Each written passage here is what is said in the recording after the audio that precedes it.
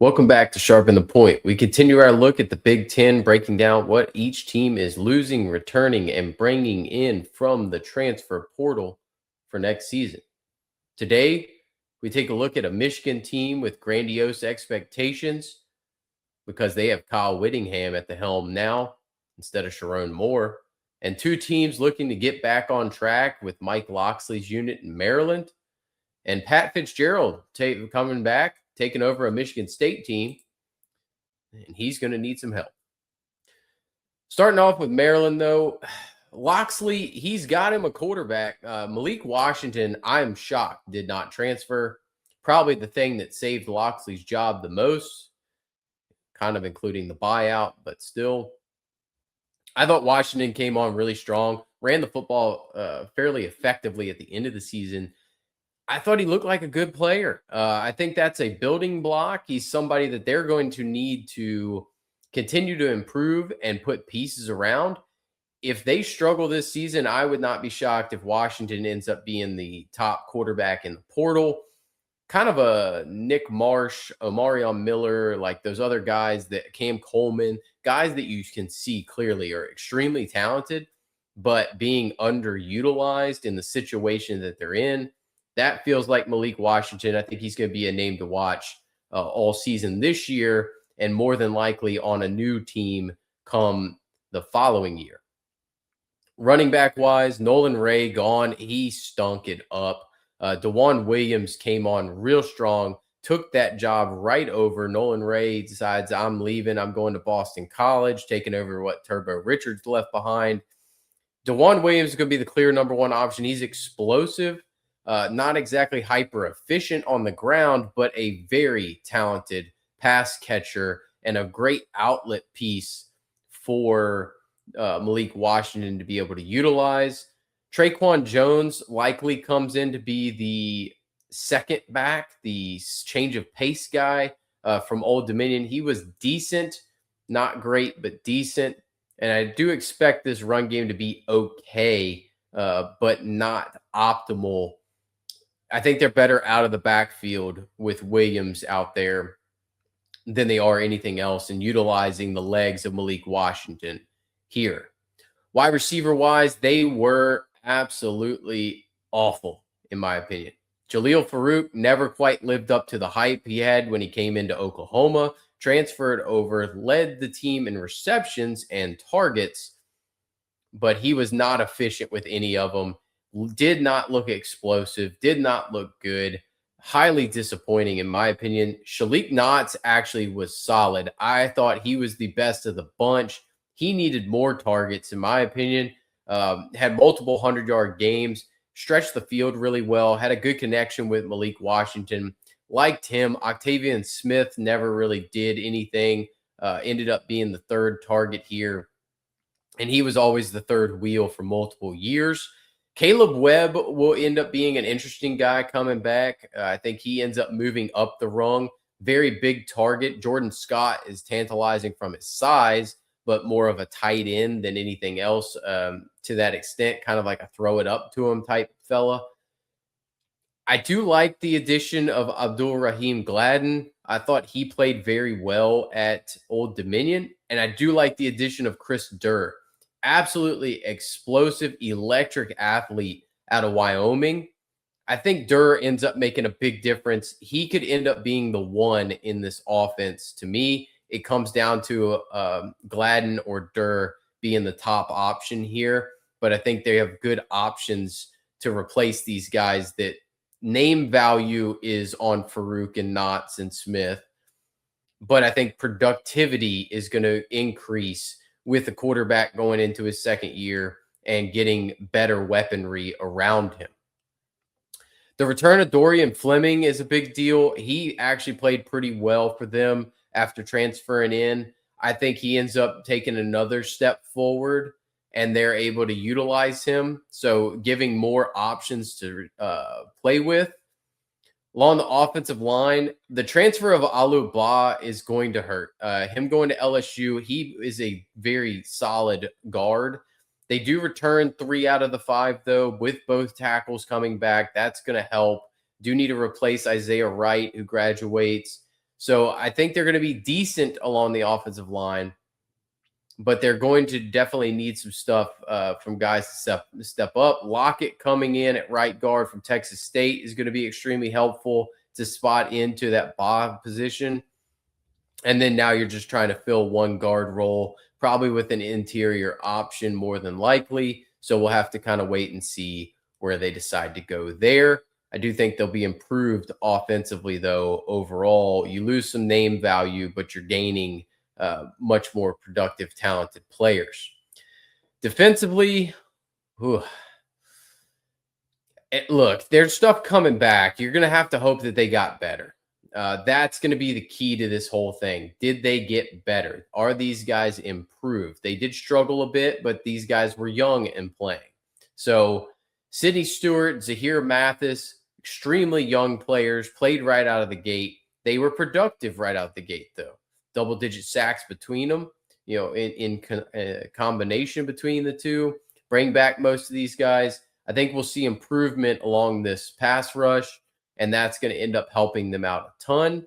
Returning the linebacking core also going to help them a ton. They had a lot of guys getting experience last year trying to build this thing out, and they're going to need to be able to produce now that they've got that experience under their belt.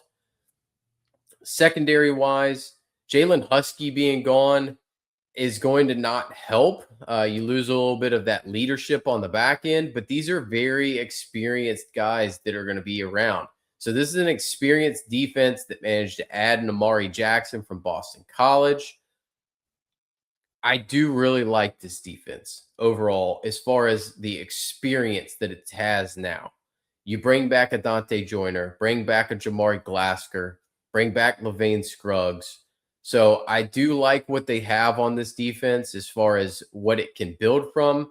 This really, to me, is going to be a make or break it year for Mike Locksley. And if this isn't a bowl team, he's done. I mean, just absolutely has to be done. They're going to need this defense to prove that it grew from year one to year two, from last year to this. And they're going to need Malik Washington to step up and those transfer wide receivers to carry them a good bit of the way. Different expectations. This is not bowl game expectations. You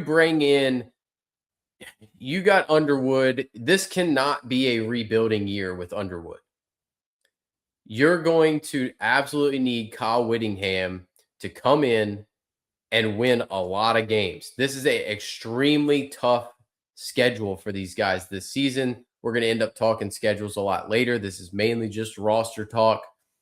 You bring back Underwood. He got a year of experience. He ran the football effectively. Passing, he got better as the year went on.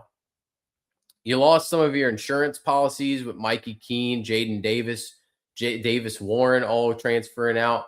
I think Braden Fowler Nicolosi is now your insurance policy in case anything happens to Underwood. You would hope nothing does. This is the Underwood show. He should continue to improve from year one to year two. And he's still got a very capable run game behind him. Little bit of a shock at Justice Haynes moving on. I'd imagine he commanded too much money so he went to Georgia Tech, leaving, and especially with how well Jordan Marshall performed. I think they felt comfortable saying, hey, we're just going to pay Marshall. We're not worried about Haynes. Kuzzel, I didn't think he was particularly great. He played well in a couple games, but I thought Marshall was very clearly a lot better. And then they still bring in a Savion Hyder, who's one of the best backs in the country in high school, bring in a Taylor Tatum, replace the depth that they needed. They're still very stacked along this running back room. Wide receiver wise, it all should and will flow through Andrew Marsh. Andrew Marsh was one of the most impressive freshman wide receivers last year for me. I mean, I think that's a star in the making, and the connection shown late in the year between Marsh and Underwood was absolutely scintillating. I think this year we're going to see Andrew Marsh break out and be one of the top wide receivers in the country. I have no concerns with McCulley being gone. I have no concerns with Morgan being gone. I think you're going to see guys slot around him, but Marsh is the star. So you've got that number one. He might be the best wide receiver that's been at Michigan in a long, long time, maybe since Nico Collins. Marsh is very, very good. Marlon Klein gone from the tight end room. Whittingham does bring over JJ Buchanan. I would expect JJ Buchanan to step right into a large role.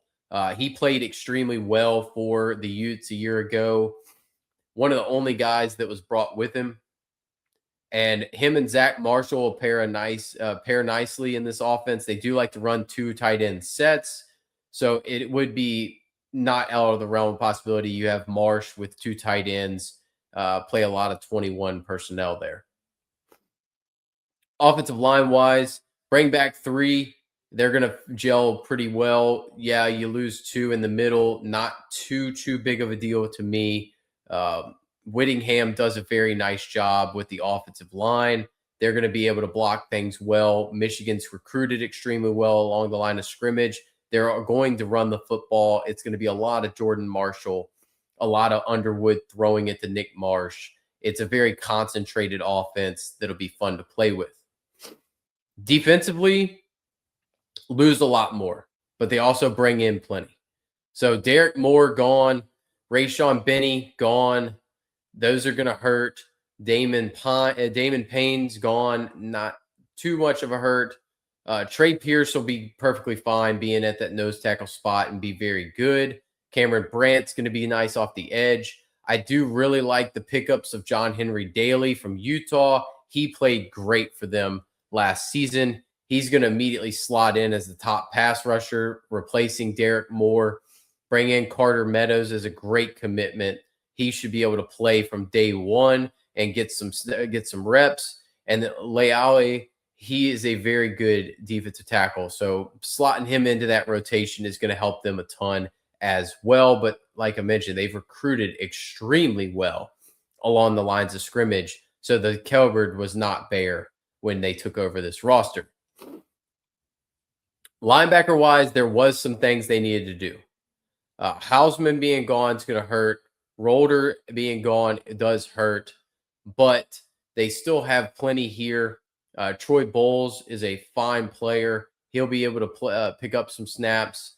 Moa is a good player, more of an edge, but Alford, good player out of BYU. They know that team very well, given the Utah ties.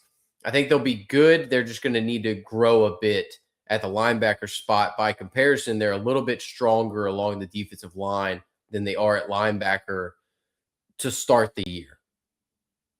In the secondary, thank goodness Jair Hill's coming back. That is going to be big for them getting him. Lose some stuff in the portal. How much of that's designed? I do like I don't think Rod Moore has eligibility, but he's listed. But yeah, I would say bringing in Smith Snowden, very good nickel. That's going to help a ton. Chris Bracey's going to need to step right in that strong safety role. So getting some of these guys with Mason Curtis, good player. They're still very good. They were just going to be very young on this back end. So there would be some concerns from the Michigan side on that secondary early in the season when they end up having matchups with Oklahoma. But as the year progresses, they do typically do a very nice job on this defense behind Wink Martindale's tutelage. We go from one end of the spectrum to another. Michigan State was absolutely awful, and Pat Fitzgerald at least is going to give them some semblance of a baseline. I am not a Milivojevic fan. I thought he looked awful. I thought they should have just stuck with Childs. Childs, yes, he makes a ton of mistakes. But the upside and downside, the range of outcomes of Aiden Childs is very wide. Milivojevic has a much tighter range of outcomes, but I don't know that it's very good. So They bring in Cam Fancher, who I also think is abysmal. So I guess they're going to stick with Milivojevic because I don't even understand how Cam Fancher's even in college anymore. He stinks. He's the worst college quarterback there is in a P4 conference, more than likely, now that Jeff Sims is gone, even though Jeff Sims finished the season fairly well. But Aiden Childs, I would have kept. I like Aiden Childs. I don't like Milivojevic. I'm fine. At least the upside's there for Childs if you could rein him in a little bit. I just don't know that there was that much of a difference between the two. Maybe Milivojevic grows over the offseason. He was young. Fair point. Running back wise, this room was abysmal. Mekhi Frazier goes to Ole Miss. You lose Tal Tolliver to graduation. I would imagine Cam Edwards slots in as the number one. He had a very solid season for UConn a year ago, parlayed that into a deal here. I think he slots in at the top. He's a decent pass catcher, very good runner. He's going to be relied upon heavily. Jason Patterson from Iowa also going to mix in plenty. That'll form a good 1-2 tandem with Tullis right behind him. Edwards is going to end up having to be the star of the show with this offense.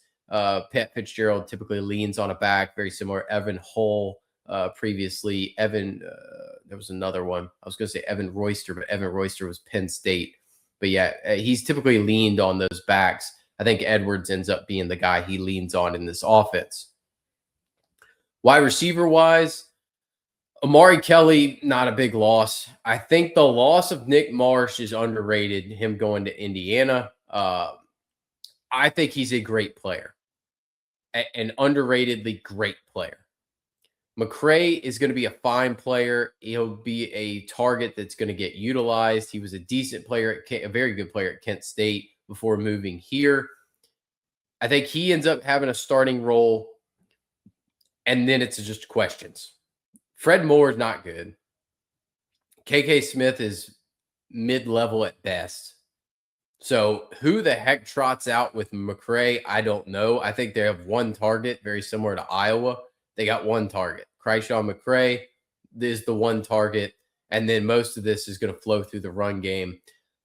The good news is very similar to Iowa as well. You got Jack Velling. Velling has been underutilized for how talented he was. He looked great his first year at Oregon State before coming over here and hasn't quite lived up to that billing. I do think Velling ends up being one of the two top targets with McCray in this offense. That's going to be run heavy, play action, hit Velling, hit McCray. Whichever one is your first option is the one you're going to in this offense. Offensive line wise, there is a lot of turnover. Pat Fitzgerald's going to have his work cut out for him. He will be able to figure it out. It's kind of what he does. Morawski, decent pickup out of UConn. Sharp, decent pickup from South Carolina. But they're going to need these guys to perform and gel as a unit. I think offensive line, they're hurting. So by comparison to Iowa, they're going to try to build this thing out very similar to what Iowa's doing. I don't know that they have the pieces to do what Iowa can do, which is why this is a full rebuild right now. Then you look at the defensive line. Once again, full rebuild. It's all out the door.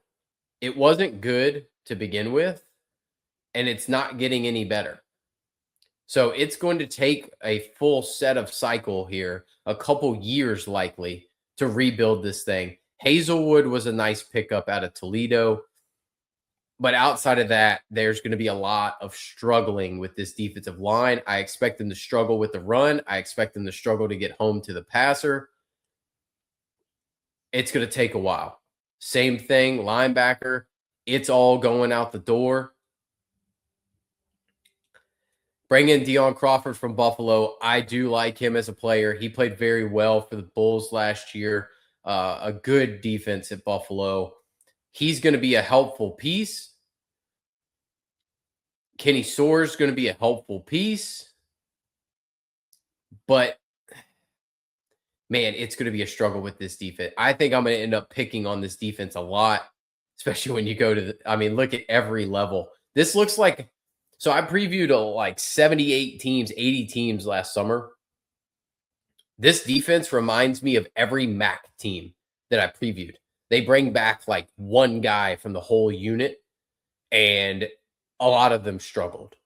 So you're talking a Big Ten team here that has this much turnover and this many departures trying to replace these guys.